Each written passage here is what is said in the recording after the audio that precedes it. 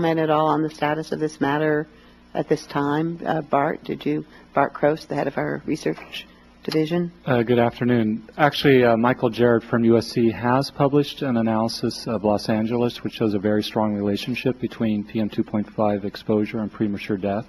That work was published in 2005. It's in the open peer-reviewed literature, and I'll make sure that that's provided to the person giving the testimony. He does have a project with us to do a analysis for all of California, not just Los Angeles. That's ongoing. He's using data from the American Cancer Society.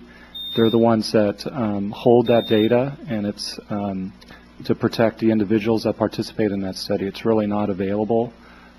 Something Michael Jarrett cannot give to anyone on the outside, and if people require that data, they should contact the American Cancer Society directly. My recollection, going way back to the time when we first set the fine particle standard at EPA in 2007, was that there were demands on the part of other groups, outside groups, who wanted American Cancer Society data that ACS refused to release because of privacy-type issues. And at the end of the day, there was some process that was worked out through the Health Effects Institute where they actually did find a way to get some additional people to try to rerun the studies that had been done. Is that what we're talking about here? If I might interject a bit, well, the Health Effects Institute actually funded reanalysis of some of the initial studies with regard to PM 2.5 and mortality that were done by Harvard investigators. Dr. Jarrett was one of the group that was part of the reanalysis.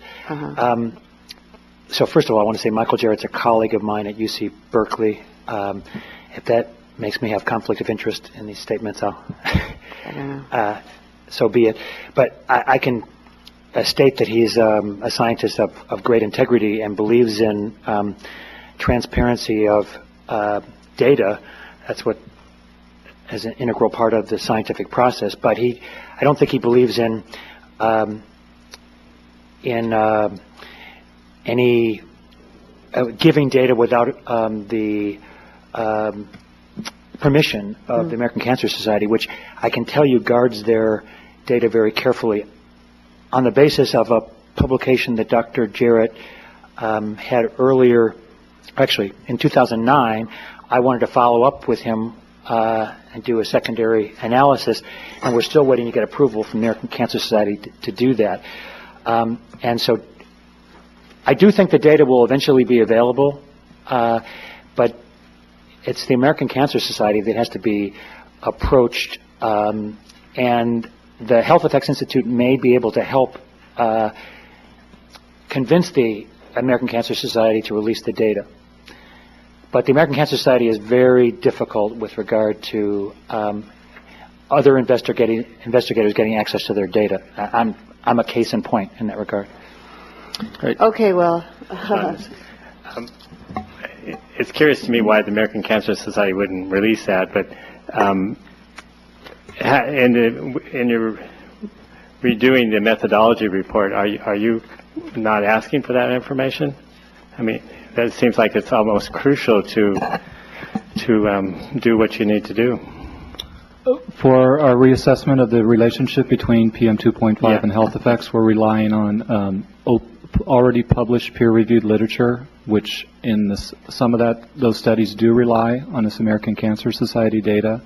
That data has been reanalyzed by an independent group, the University of Ottawa, I believe, and so those studies have been reproduced. The raw data that I think the testifier was asking for includes information on individuals, where they live, how old they are, diet, race, and so forth, and that's just not data that the American Cancer Society can share under the guidelines of acquiring that data in the first place. It's just yes, the data could be de-identified and then reanalyzed. I agree. And that's what happened. I'm in favor of having the data be made available. I'm just saying that we don't have the power to automatically make it available. I do think at the February 26th symposium that Dr. Jarrett will be there, and Dr. Enstrom, who's been very concerned about getting those data, will also be present, and perhaps we can get to some kind of way to move forward at that meeting. Also, the Health Effects Institute will be there, which did the reanalysis or funded the reanalysis, as well as Dan Krusky, who's the Canadian investigator that did the reanalysis, will be there. The data that you are getting, I mean, is it going to be California specific, or is it just including the whole country and using the whole country's data to kind of make a California? What we're relying on primarily is the US EPA Integrated Science Assessment, which did look at the whole country. There have been some California-specific studies which show a whole range of results, and those will be discussed at the symposium on the 26th. I mean, I'm not trying to be the devil's advocate here, but I think it would be important to kind of really know if there is a difference because of the different type of particulate matter that's in California versus in New York or Chicago or whatever. I mean, to me, it's kind of a scientific question that should be asked, and if the data is out there, to kind of get some information in this regards, I think it would be very helpful for not just us, but the whole scientific community. Because one of the questions I've always asked since I've been involved in this, is there a difference between the particles between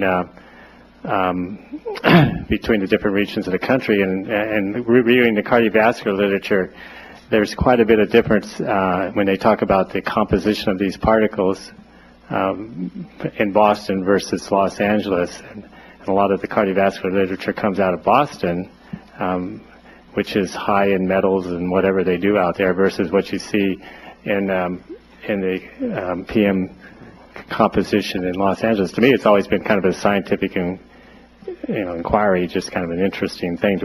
Is there a biological difference in what's actually happening? Yeah, and that's a good question. Certainly the transportation sources that dominate the PM2.5 are the same, but there are some stationary source differences, coal combustion in the east versus natural gas here. Differences in the background air quality and moisture content of the air, and yes, of course. But they're multi-city studies this is a flashback to 1996, at least, as far as I'm concerned. And correct me if I'm wrong, Bart, but the current CARB support for Dr. Jarrett is to specifically look at the California component of the American Cancer Society data. That's correct. And so I think Dr. Jarrett will be at the February 26th symposium, and it's fair game for people to ask him what that analysis shows so far, though I know it's not completed at this point. Right. And I didn't mean my comment to suggest that we shouldn't keep pursuing it. I think we should be pursuing it. Absolutely.